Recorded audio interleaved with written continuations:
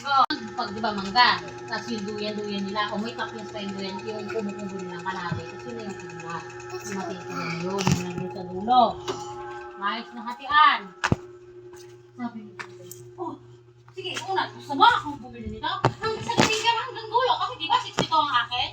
62 binibili ko. Kasi nga kay Nari, bibigyan kanya ng gate-gate yun ang lagayan ng mga bibe. Mamili ka, kung sino gusto mong bumili. Inainit ko na sa cellphone. Sabi, umuwi ka dito. Sabi nung natakay ka dito sigura. Ano? Alin man niya sa pwede. Ano hindi pwede? Umuwi ka yan. Sabi nung, ata yung isa namang matulong. Ata yung matulong. Kahit magkamatayan, di daw niya kapagalaw. Kasi nga maya, sabihin sila si Decay. Sige daw, yan na yan. Bakuran niyo daw ngayon agad. Ngayong araw na to. Sabi niya. Ay, kaya naman ugaling mo naman yan unahan. Sabi na nung isa, ano nakatawid ka namang magpapabakod? Mag-antay ka, di ba may lupa ka na, may lupa. So, binigyan ka na nga, ano pa ba nga naman gusto mo? Kasi naman ko. Ito. Ano ba kalaki? Yung dalawang bahay na lang.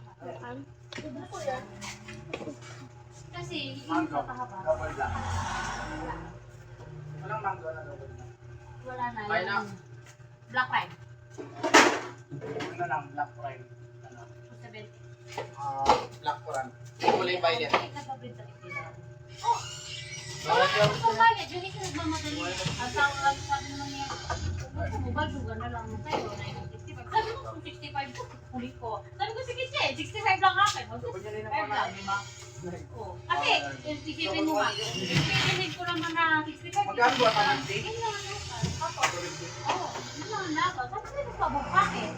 Sabi ko naman talaga kung wala na. Yoko. Anong yun? Ito po bog sa akin. Ano, minsan gumayag. Kahit wala naman daw sang kaya daw. Find me again.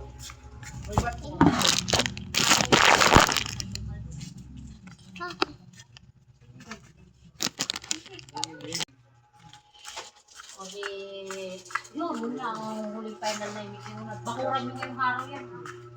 Sabi ni Dari, sabi ni Michelle, sabi ni yun ang usapan. Tutok na yun.